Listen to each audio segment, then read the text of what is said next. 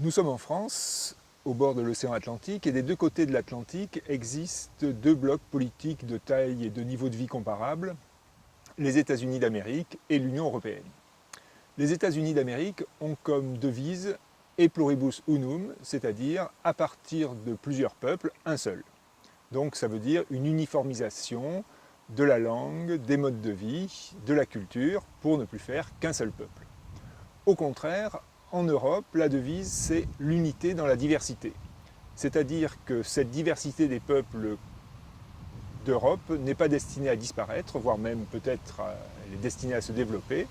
Et on peut dire que la diversité des peuples européens, c'est ce qui fait sa force, une des composantes de sa force.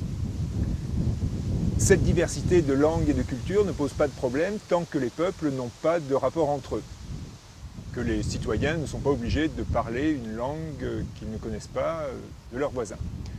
Ça pose de grosses difficultés lorsque les citoyens doivent se parler les uns aux autres, et encore plus lorsque les politiciens doivent parler entre eux pour décider du montant des impôts, de la paix ou de la guerre, ou des réglementations de la voirie ou du commerce. Donc il faut obligatoirement une langue pour se parler, une langue commune à tous les Européens.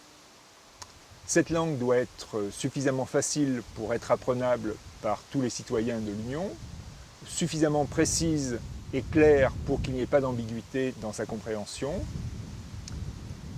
Donc certains essayent d'imposer ou de proposer l'anglais, ce qui pose deux types de problèmes. Le premier, c'est un problème de démocratie, donc imposer à l'ensemble des habitants de l'Union la langue d'un seul des peuples.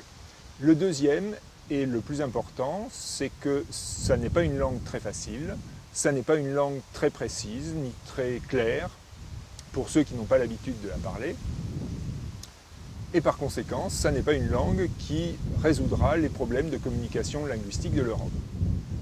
À mon avis, la seule langue qui permet cette communication à la fois simple, claire et précise, c'est la langue internationale espéranto.